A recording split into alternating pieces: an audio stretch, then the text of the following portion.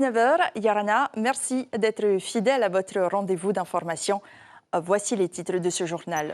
Les automobilistes n'en peuvent plus des embouteillages. L'inadéquation entre la capacité des routes et leur fréquentation est en tout état de cause la raison principale des bouchons. Le coup de colère de la côte ouest ce soir. Après plusieurs blocages administratifs, les travaux du centre d'accueil pour sans-abri est enfin lancé et avec eux, l'espoir d'un meilleur respect de la dignité de ces Polynésiens. Mais dans la caisse manque toujours 150 millions de francs pacifiques. Le combat contre le cancer de l'utérus passe par la prévention. Jusqu'au mois de juillet, l'Institut polynésien du cancer sensibilise les femmes sur cette maladie qui fait une quinzaine de victimes par an. Témoignage à suivre dans un instant.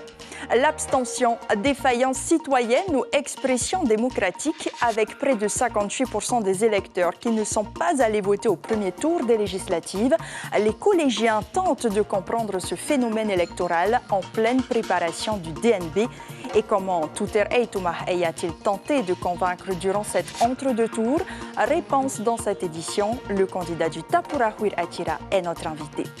Et enfin, 6 écoles de Polynésie se sont disputées le titre de champion de VAA scolaire 2022 à Mataya. La médaille d'or revient cette année encore à l'établissement Nuuta Faratia. La problématique des transports est récurrente à Tahiti. Embouteillages, pollution, accidents et le forum de l'écomobilité organisé il y a 3 ans n'a vu émerger aucune solution. À ras-le-bol de ces bouchons, des automobilistes de la côte ouest veulent créer une association pour interpeller les pouvoirs publics. Résorber le problème est désormais une urgence. Car plus les années passent et plus la situation devient invivable. La preuve dans ce reportage de Nicolas Suire et Sandroli. Les bouchons de la côte ouest pour le retour du travail commencent au rond-point de l'ex-méridien. Tania connaît bien ses problèmes, elle travaille à Fa'a et habite Paea. Elle est en train de créer une association pour demander au gouvernement de fluidifier le trafic sur la côte ouest. Très souvent embouteillé on passe en mai des fois une demi-heure à faire 1 ou 2 kilomètres. Dans les embouteillages, tous les automobilistes sont du même avis. Les heures de pointe du soir et du matin sont une véritable épreuve de patience. Fatigant, c'est fatigant. Ouais. Vous mettez combien de temps pour aller au travail? Ça dépend s'il y a des travaux ou pas, des accidents imprévus. On a marre. Un amarre? Ouais.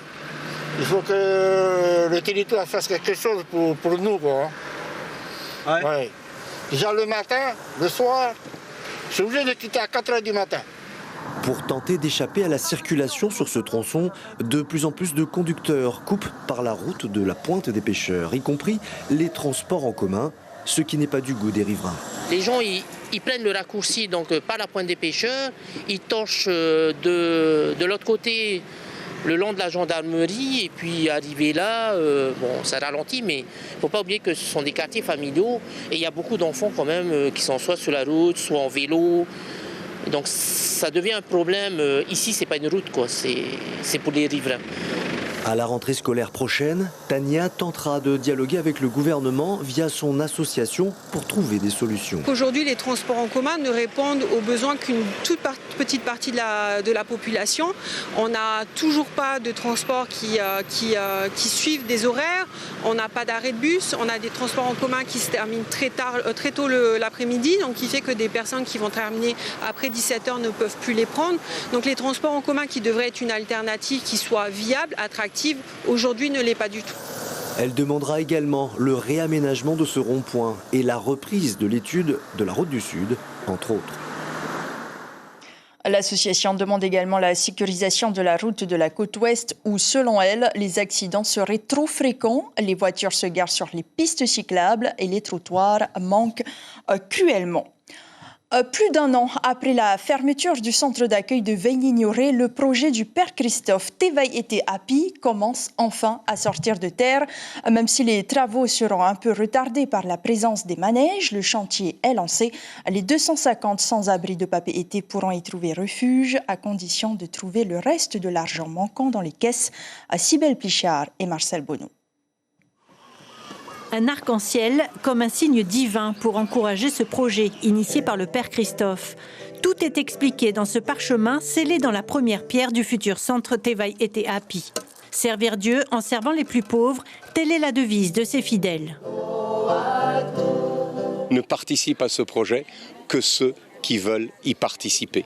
Parce que si on demande au pays, ce sont des impôts, ça veut dire que ceux qui veulent pas, ils sont contraints d'y participer. Donc ce projet, il est mené, porté que par véritablement ceux qui y croient. Chaque jour, c'est le même rituel. La messe de 6 heures, puis un repas chaud servi par les bénévoles. Entre 50 et 70 personnes viennent à la cathédrale tous les matins pour se restaurer. Ce lieu d'accueil provisoire offre un peu de réconfort à ceux qui vivent dans la rue. Je viens ici pour manger. Comment ça se fait ? J'ai tout perdu. J'ai été séparé de ma deuxième femme et ça m'a touché. J'ai tout plaqué, quoi. Des repas, mais aussi des soins sont proposés. 20% des quelques 250 personnes sans domicile fixe de la capitale ont besoin d'une aide psychiatrique. La construction d'une vraie structure d'accueil devient de plus en plus urgente. J'ai eu des problèmes avec ma famille, puis je me suis barrée de la maison et j'ai atterri ici. Tu as entendu parler du nouveau centre qui allait s'ouvrir ? Oui, à Mamao. Hein. Oui, j'ai entendu parler, mais je ne sais pas plus. Mais c'est mieux que ça ouvre, quoi. Parce qu'ici, on est trop serré, on est plein. Et tout le monde sera plus à l'aise, aussi bien pour la cuisine que pour le service. Puis j'ose espérer qu'il y aura des ateliers, qu'on pourra faire accompagner tous ces SDF à quelque chose de mieux, de meilleur. Grâce aux généreux donateurs, 100 millions de francs ont déjà été récoltés pour financer le projet, mais il en manque 150. Une somme nécessaire pour bâtir l'édifice de 500 mètres carrés au sol et 300 mètres carrés à l'étage. C'est un bâtiment très simple, de forme presque naïve, presque enfantine. C'est une représentation d'une maison qui accueille, en fait. En partie basse, on a la partie salle de repas avec une cuisine professionnelle.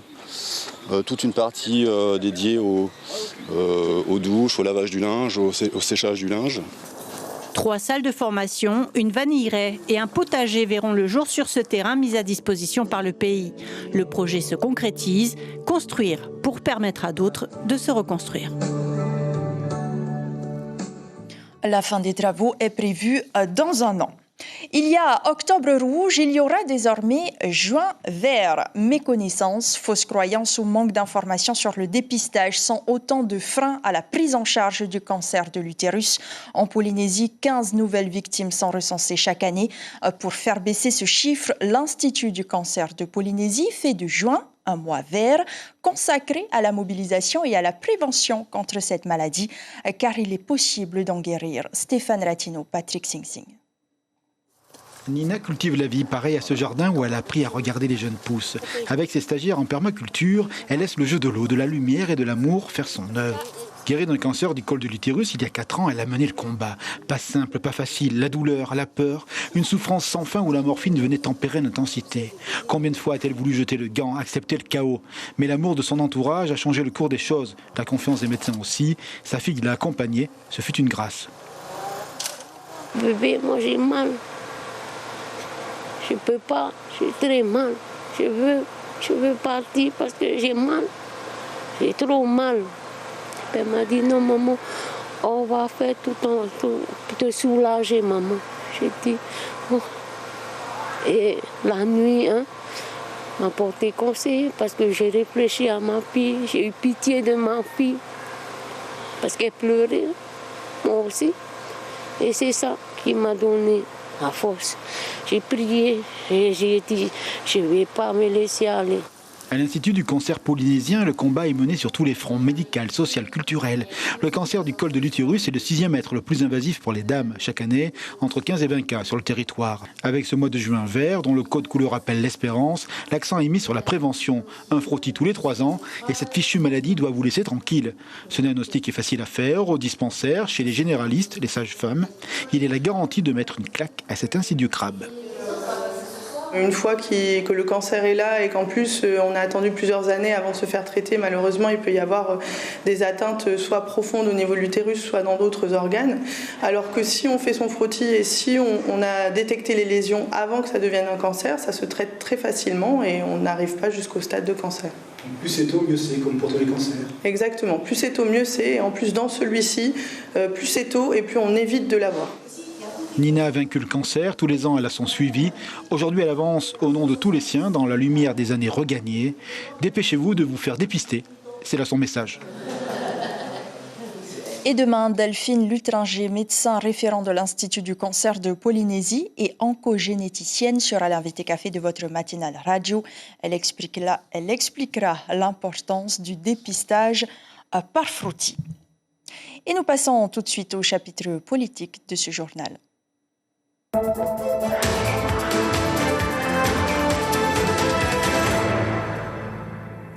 Les électeurs iront-ils voter ce samedi? Ils sont de plus en plus nombreux à bouder les urnes.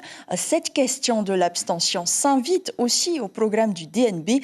Les élèves de 3e pourraient être interrogés la semaine prochaine sur le droit de vote et surtout la question de la mobilisation des citoyens. Petite révision au collège de Tiperui avec Élodie Largenton et Teiva Ribé. Voici l'exercice du jour. Vous avez une discussion avec votre frère majeur. Il dit qu'il préfère aller au surf plutôt que d'aller voter. Quels arguments pouvez-vous utiliser pour le convaincre? Un sujet qui pourrait tomber au DNB. Alors les élèves affûtent leurs arguments. C'est une manière de s'exprimer et de pouvoir partager et enfin peut-être voir le gouvernement changer pour s'adapter à nos idées. C'est très important puisque si par exemple tu veux certains droits, tu pourras peut-être pas l'obtenir si tu n'y vas pas. C'est important, il y a des gens qui se sont battus pour ça. Et puis c'est quand même des gens qui dirigent le pays, qui nous représentent nous, donc autant choisir la bonne personne. Au second tour de la présidentielle, l'abstention a atteint près de 58% en Polynésie, un record. Est-ce parce que les enjeux nationaux paraissent lointains, comme on peut parfois l'entendre? Pour ces élèves de 3e, l'argument ne tient pas. Il y en a, ils doivent se dire « Ah, c'est pas la France, c'est pas nous, c'est pas notre président, on n'a pas besoin d'aller voter ». Sinon, c'est peut-être la flemme des fois. Forcément, le président de la Polynésie, c'est quelque chose qui peut plus concerner les Polynésiens que le président français. Mais d'après moi, il faut toujours, il faut voter pour le président français, comme pour le président polynésien, comme pour les députés. Alors si le vote est accordé aux jeunes dès 16 ans, comme le proposent certains candidats, est-ce que ces élèves de 3e sont prêts à aller voter demain ou disons dans 2 ans tout au plus? Je trouve que ça peut être intéressant de voir aussi les différentes idées à différents âges. Du coup, c'est pour ça que j'aimerais bien voir le droit de vote à 16 ans. Mais je pense qu'en l'honneur des femmes qui se sont battues pour ça, je vais aller, mais au moment où je vais mieux comprendre ce que c'est la politique. Il faut quand même prendre conscience de tout ce que proposent les candidats. Il faut voir tout leur programme et donc c'est quand même compliqué. Donc plus ou moins. Pas de notes aujourd'hui, mais une appréciation de la prof. L'objectif est atteint, il y a un petit éveil de conscience politique, c'est intéressant. Les élèves sont donc prêts si la question tombe la semaine prochaine à l'examen. Et on en parle avec notre invité, Tuter Eitouma Yorana. Yorana Ayata. Merci d'être sur Polynésie la première ce soir. Alors, près de 58% des électeurs ne se sont pas exprimés au premier tour. C'est plus de la moitié des citoyens polynésiens.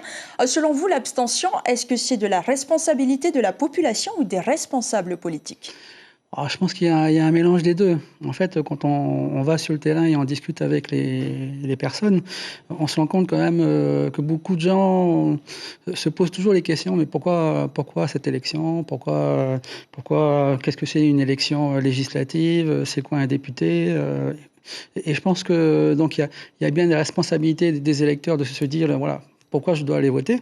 Et puis c'est vrai qu'il y a aussi la responsabilité des personnes qui se présentent ou de ceux qui sont déjà sur place, en place, de pouvoir expliquer qu'est-ce que c'est l'élection, pourquoi il faut se déplacer et pourquoi il faut aller voter. Donc je pense qu'il y a un peu des deux. Mais est-ce que ce n'est pas justement aux responsables politiques, en tout cas aux dirigeants politiques, de faire en sorte que les citoyens soient contents de la politique qui a été menée et de fait les encourager à aller voter? Si, c'est sûr qu'il y a un peu de ça, mais je pense que le mélange, il est un peu plus subtil que ça. Je pense que, comme je dis, sur place, quand on va voir les personnes, on se rend compte quand même que beaucoup se posent des questions. Parfois, je te dis, il y a un mélange un petit peu d'élections communales, d'élections législatives, confusion avec le territorial également. Et donc, c'est vrai que je dirais que la communication devrait plus se faire c'est quoi le type d'élection pour lequel vous allez aller. Alors, il est certain que le nombre d'abstentionnistes a eu un réel impact sur le nombre de voix obtenues par chacun des candidats, plus de 37 000 dans votre circonscription. Est-ce que vous prenez cela comme un vote sanction contre la politique menée par le Tapura Houir Attira, ou selon vous, les citoyens blasés sont majoritaires? Non, je pense qu'à mon avis, ce n'est pas un vote sanction. C'est vrai qu'il y avait, entre guillemets, pléthore de candidats pour ce premier tour. Je pense que le choix était parfois peut-être difficile pour certains. D'autres, comme je l'ai dit, c'était plus, on va dire, attendre finalement ce deuxième tour. Moi, j'ai beaucoup, pendant ces 2 dernières semaines, qui m'ont dit non, on attendait le deuxième tour parce qu'on voulait être sûr, entre guillemets, de ceux qui vont sortir. Donc, je pense qu'il y a vraiment, de la part des électeurs, une volonté de venir voter, mais peut-être pas aussi forte pour ce type d'élection. Je pense que c'est vrai qu'au communal ou au territorial, là, ce sont des élections où, vraiment de proximité, où les personnes, effectivement, peuvent s'identifier, on va dire, plus à ceux qui se présentent. À se sentent concernés. Donc, vous tentez de mobiliser depuis le début pour la majorité présidentielle en affirmant que vous serez avec et pas contre Emmanuel Macron. Mais selon les projections établies en nombre de sièges, il se pourrait que la coalition Ensemble n'obtienne pas la majorité absolue. Bien sûr, rien n'est fait, nous le saurons dimanche. Est-ce que c'est encore plus difficile de convaincre, oui ou non? Non, pas du tout. En fait, on arrive quand même à convaincre. Et puis je pense que plus ça va aller, plus on se rend compte quand même, malgré les sondages, je pense quand même qu'Ensemble a de fortes chances d'avoir la majorité à l'Assemblée nationale. Mais vous avez martelé durant cette campagne qu'il faut rester avec l'État français. Mais vous sentez bien que l'envie n'est plus aussi forte, que la population aspire à autre chose. Est-ce que finalement, vous n'êtes pas passé à côté de ce que veut réellement la population finalement? Non, je pense que la population, comme je l'ai dit, quand on les a rencontrés, c'est vrai qu'ils sont restés sur des choses qui sont quand même très pragmatiques, qui les concernent, on va dire, le plus près. Le pouvoir d'achat, la possibilité effectivement de formation, de pouvoir avoir un travail, etc. Mais non, je ne pense pas qu'on s'est trompé de message. Le message, il est assez clair. On doit... En tout cas, les députés de la majorité doivent aller en métropole, en France, pour pouvoir travailler avec le gouvernement de la République, pouvoir travailler avec le gouvernement local, pour faire avancer nos dossiers, notamment les dossiers polynésiens de notre Parce qu'on ne peut pas exister quand on est dans l'opposition? Disons que c'est plus compliqué. Merci beaucoup, Touter Tomahay. Je rappelle que vous êtes le candidat du Tapura Houir Attira dans la 3e circonscription et que plus de 600 voix vous séparent de votre opposant. Merci. La campagne électorale se termine donc ce soir à minuit. Place aux urnes samedi. Nous vous donnons rendez-vous dès 8h pour suivre toute l'actualité relative à ce scrutin.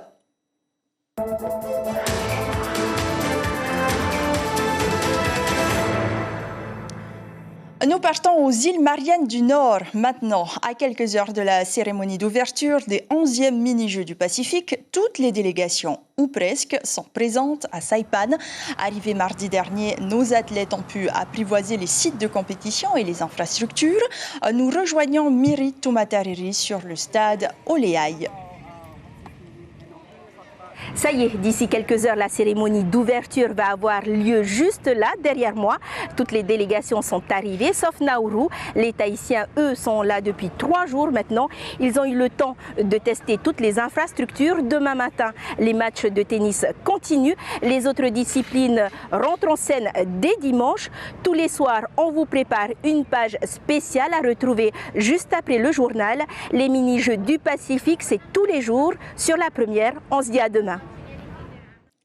Le rendez-vous est pris juste après ce journal. Donc, du Va'a maintenant avec le Heiva Tamahoe. Plus de 500 élèves se sont disputés le titre de champion de Polynésie à Mataia. L'événement qui réunissait jusqu'en 2019 1 millier d'élèves rencontre moins de succès cette année. La faute, là aussi, à la crise sanitaire. Hitimanaki. Le lagon de Mataia était plein de vie ce matin. 10 courses en tout pour ces 519 enfants des 6 écoles de Tahiti et Huahine avec un seul but, ramener la coupe à la maison. C'est pour essayer de gagner la coupe et pour s'amuser. Et ça fait longtemps que vous faites du Va'a à l'école? Oui, depuis CM1. Et est-ce que c'est important pour toi de faire du Va'a? Oui. Pourquoi? Parce que je crois qu'on a toujours gagné les coupes. En fait, on a donné d'abord le départ, mais ensuite on a fait une course de Va'a. Ensuite, voilà, c'est tout. Vous êtes content là? Oui, on est carrément contents. Cet événement n'a plus de secret pour les organisateurs. Au bout de 10 éditions, le staff technique n'a rien à envier à la Hawaii Kinui Va'a. Le nombre d'équipages engagés est lui en baisse. Chaque année, on a la Heiva Tamahoe qui rassemble 48 classes de CM2 de la Polynésie, des classes qui ont bénéficié de l'activité VA durant l'année scolaire en cours. Sauf que depuis la pandémie, donc cette année, exceptionnellement, nous n'avons que 15 classes inscrites qui viennent de 6 écoles différentes. La médaille d'or a été remportée par une classe de l'école de Nu'utafaratea, suivie à bonne distance par l'école de Ha'apu de Huahine. Papeari et ses ados de Mataia montent aussi sur le podium pour 5 petites secondes d'écart. Quant aux autres établissements, ils reviendront mieux entraînés l'année prochaine pour espérer ramener une coupe. Et un match d'improvisation théâtrale pour prévenir le décrochage scolaire. C'était au collège Makotevane de Taunoa dans le cadre du projet éducatif local de la ville de Papeete. Tout au long de l'année, sur le temps périscolaire, les jeunes participants ont suivi des ateliers de théâtre d'improvisation sous la direction d'une comédienne professionnelle. Les élèves se sont retrouvés à 8 pour ce challenge de fin d'année devant un petit public de collégiens et quelques membres de l'équipe d'encadrement. Ils se sont affrontés dans la joie et la bonne humeur. Sylvain Gautran, chargé de projet éducatif local à la mairie de Papeete, nous en dit plus. Il répond à Teiva Ribé. L'idée, c'est pour le projet éducatif local de la ville, c'est la persévérance scolaire. On intervient dans beaucoup d'établissements dans la ville, des écoles et aussi les 2 collèges publics. Et l'idée, c'est que les enfants viennent à l'école à la fois pour travailler, mais aussi qu'ils aient des centres d'intérêt divers et variés. On a noté l'année dernière une grosse modification au niveau du comportement, au niveau de l'attitude en classe, au niveau aussi, on va dire, de la participation orale en classe. Donc c'est vraiment positif pour ces enfants. On a bien fait ça. C'est la première fois ou... Non, c'est la deuxième fois. L'année dernière, j'avais fait aussi. Et là maintenant, à terre, je reprends encore le même. Elle ne prendra pas l'eau, mais elle sera bien acheminée par la mer jusqu'à Tahiti. La pirogue double Marama Nui Terra, Terra Nui Marama, sera exposée sur la place Tu Marama à Paoufei. Née entre les mains d'experts et d'apprentis, ce symbole de la culture polynésienne fait aujourd'hui la fierté de Reiatea. Hitimanaki sur des images de Julien Vescovali.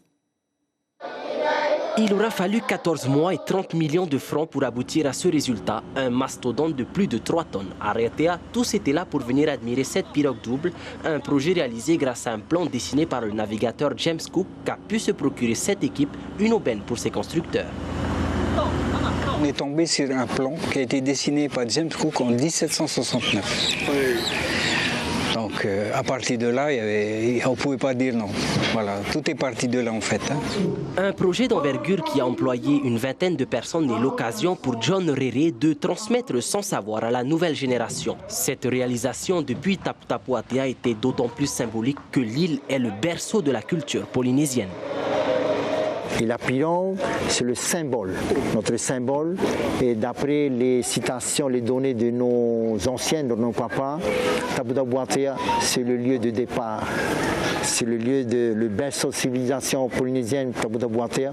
C'est de Tapu Tapu Atea, par le biais de la place de Te Awamoa, qu'ils ont navigué dans le Pacifique Sud. Ces bâtisseurs nous assurent qu'un deuxième projet est en cours, une pirogue de 28 mètres en bois avec une seule coque moulée en résine en Nouvelle-Zélande. monde, puis reproduite pour pouvoir naviguer dans le triangle polynésien. Et sachez que la pirogue Hokulea, qui était à Tahiti pour le Blue Climate Summit, vient tout juste d'accoster à Hawaï.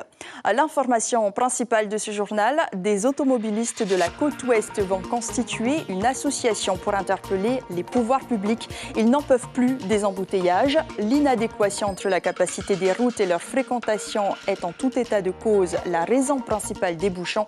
Résorber le problème est une urgence pour ses habitants car plus les années passent et plus la situation devient invivable. Et demain, votre quotidien Tahiti Info fait sa une sur cet encouragement à nos Aito. Quelle chance pour nos Aito.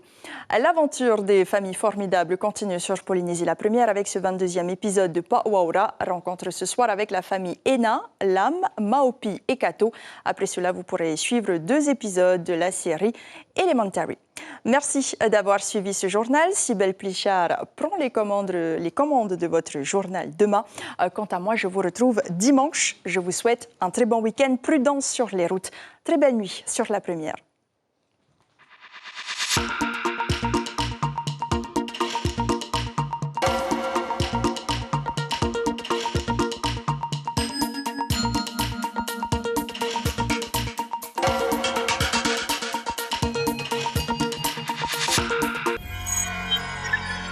Retrouvez ce programme en replay sur notre site internet.